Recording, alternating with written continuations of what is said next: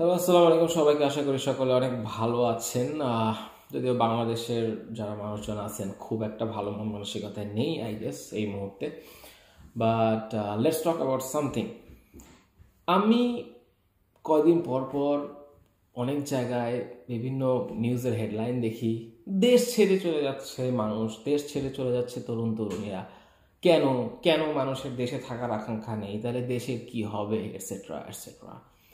আচ্ছা, আমি আসলে বুঝি না মানে কেন এখনো মানুষের মধ্যে সংশয় থাকে যে কেন মানুষ বা তরুণ যারা আছে, যারা হয়তো ভার্সিটি পড়ুয়া, তারা বিদেশ কেন চলে যেতে চায়, ভার্সিটি থেকে যারা গ্র্যাজুয়েট করেছে তারা কেন কিছুদিনের মধ্যে বিদেশ চলে যায়। বা এখন আপনি দেখবেন এইচএসসি পড়ুয়া ছেলেমেয়েদের মধ্যেও প্রচুর ইন্টেন্সিটি যে তারা দেশ ছেড়ে বিদেশ সেটেল করতে চায়। মোস্টলি আমাদের একটা অনেক বড় কমন গোল হয়ে গেছে যে বিদেশ যেতে হবে, বিদেশ যাওয়াটা আপাতত, দেশ ছাড়াটা আমাদের একটা প্রাইম গোল। কিন্তু অনেকে প্রশ্ন করে, যেমন আমি যখন আসছি আমাকে মানুষজন প্রশ্ন করে, এই তুমি কেন যাচ্ছ?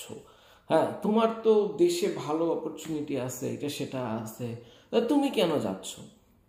কথা হচ্ছে ভাই, এই যে আশেপাশে যে জিনিসগুলো ঘটতেছে আপনার সারাউন্ডিংয়ে, এই জিনিসগুলোর দিকে যদি একটু ফোকাস করেন, তাহলে কিন্তু দৃশ্যপট খুবই ক্লিয়ার। ঠিক আছে, এটার জন্য এত হাতি ঘোড়া মাথা ঘামানোর প্রয়োজন হয় না। এই যে বাংলাদেশে এখন কি হচ্ছে, বিসিএস এর প্রশ্ন ফাঁসের একটা বড় চলে আসছে, যে নিউজ চলে আসছে যে বিসিএস এর প্রশ্ন আসলে কিছুদিন ধরে ফাঁস হচ্ছে।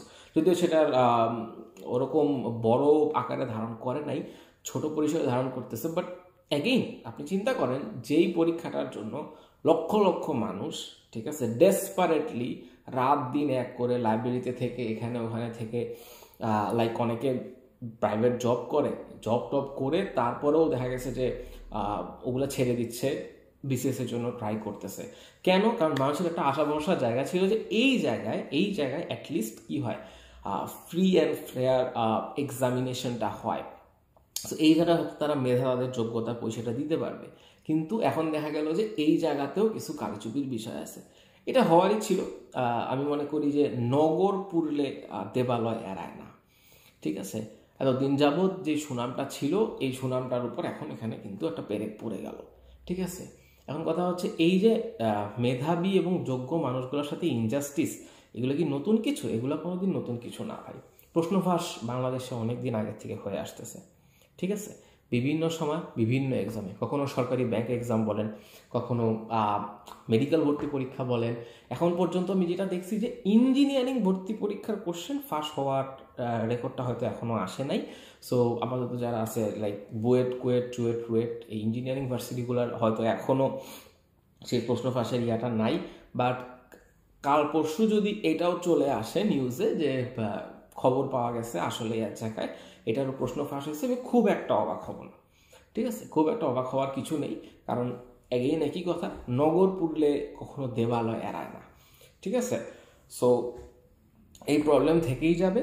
আর নতুন নতুন করে এই যে যারা সব কিছু ত্যাগ করে একটা নির্দিষ্ট জায়গায় যাওয়ার জন্য যান প্রাণ দিয়ে দিচ্ছে, তারা প্রতিবার প্রতারিত হবে, হতাশ হবে। কখনো কোটার জন্য হবে, কখনো প্রশ্ন ফাঁসের জন্য হবে, অন্যান্য জিনিসপাতিতে হবে।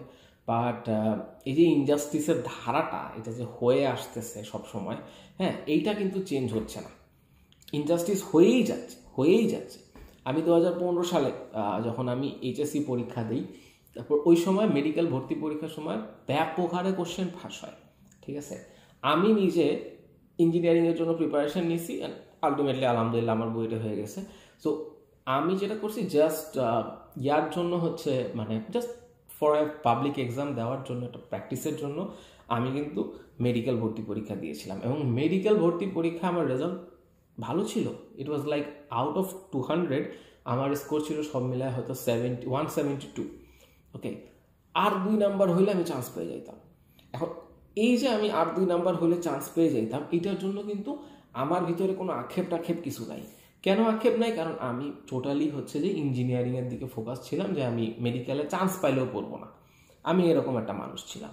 সো ভাই, আমার জন্য সমস্যা হয় নাই। কিন্তু ওই মানুষটার জন্য কি, যে হচ্ছে মেডিকেলের জন্য রাত দিন পড়ালেখা করলো, কষ্ট করলো, ঠিক আছে, সে যখন দেখতেছে 2 মার্কের জন্য তার চান্স হয় নাই, এবং এমন না যে কম্পিটিশন অনেক বেশি ছিল, সে 2টা মার্ক বেশি পায় নাই, আনলাকি, সেটা না। কি হয়েছে, কোশ্চেন ফাঁস হয়েছে লাগাতার, মানে বিভিন্ন জায়গায় কোশ্চেন ফাঁস হয়েছে, এবং অনেক অযোগ্য মানুষ এই মেডিকেল ভর্তি পরীক্ষাগুলোতে তারা কিন্তু সাকসেসফুলি বিভিন্ন সরকারি মেডিকেলে চান্স পেয়ে গেছে, হয়ারাস সে 2টা মার্কের জন্য হয়তো পায় নাই, ঠিক আছে। অথচ এই মার্ক দিয়ে ডেফিনেটলি চোখ বন্ধ করে যে কোনো একটা পাবলিক মেডিকেলে একটা মানুষের হয়ে যায়।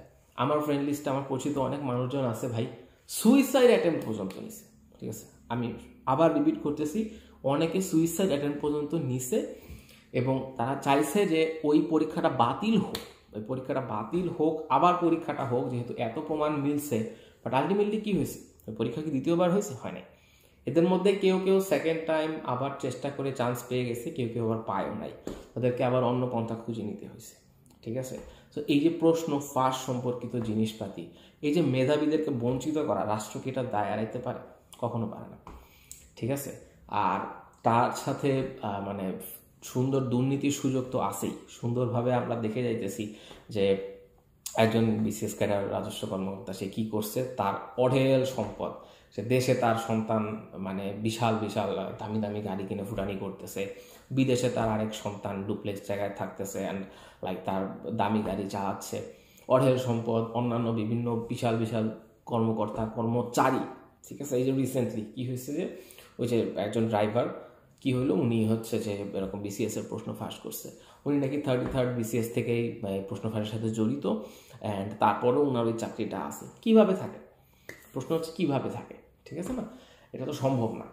এই আপনার বিভিন্ন পরীক্ষার সময় বিভিন্ন মানুষ এরকম প্রশ্ন ফাঁস করে, তাদের খুব একটা কি শাস্তি হয় আমি আসলে জানি না, কারণ যদি আসলে প্রপার একটা শাস্তির ব্যবস্থা হইতো তাহলে কিন্তু অ্যাটলিস্ট মেধাবীদের উপর একটু হলেও, যোগ্যদের উপর একটু হলেও মানে তারা খুশি হইতো যে আচ্ছা অ্যাটলিস্ট এই মানুষগুলোকে সাসপেন্ড করা হয়েছে বা আইনের আওতায় আনা হয়েছে, এবং আশা করি আগামী দিন থেকে এটা দেখতে হবে না।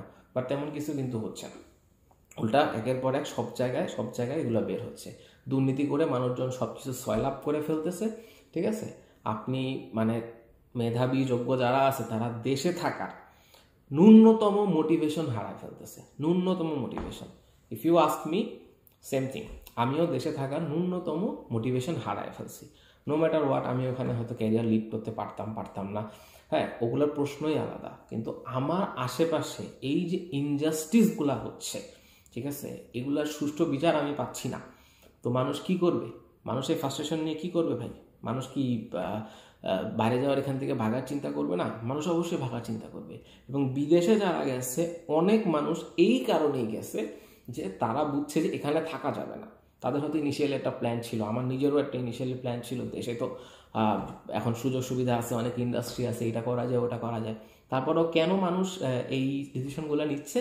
কারণ হইতেছে যে চারিদিকে এই যে অনিয়ম, এই যে ইনজাস্টিস, এগুলা হইতেছে, অ্যান্ড লাইক এমন একটা পর্যায়ে এটা চলে গেছে যে মানুষ আর পারতেছে না, ঠিক আছে।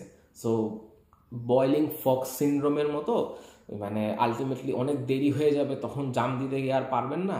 ওটার আগে ভালো যে আমি মনে করি নিজের সুবিধা বুঝে সুন্দর মতো বাইরে যাওয়ার ইয়াটা করে, এবং যারা এটা করতেছে আমি এদেরকে প্রপারলি অ্যাপ্রিসিয়েট করি। অ্যাটলিস্ট কিছু না হোক জীবনে কিছু অধিকার বুঝা পাবে, অ্যাটলিস্ট কিছু জাস্টিস হয়তো জীবনে তারা পাবে, ঠিক আছে। এগুলো নিয়ে আরও কথা হয়তো আমি ভবিষ্যতে বলবো, বাট ভেরি স্যাড। আমি নিজে কখনো বিসিএস দিই নাই, আমার কখনো কোনো সরকারি পরীক্ষাই দিই নাই, বাট আমি দেখি আমার অনেক বন্ধু বান্ধব আছে, আমাদের অনেক আশেপাশের মানুষজন আছে, ইটস ভেরি স্যাড যে তারা এই পরীক্ষাটার জন্য এভাবে জানপ্রাণ দিয়ে লাগে, অ্যান্ড এখানেও কি পরিমাণ র্যাকেট চলতেছে। সো আলটিমেটলি রাষ্ট্র যদি মেধাবীদের প্রোটেক্ট করতে না পারে, যোগ্যদের প্রোটেক্ট করতে না পারে, দেন আর কিছু বলার নাই, দেন সাফারার রাষ্ট্রই হবে। মেধাবীরা যোগ্যরা হয়তো কোনো না কোনো একটা ওয়ে বের করে ফেলতে পারবে নিজের জন্য, আমি সেটা বিলিভ করি, but ultimately as a country nation will suffer, that's it.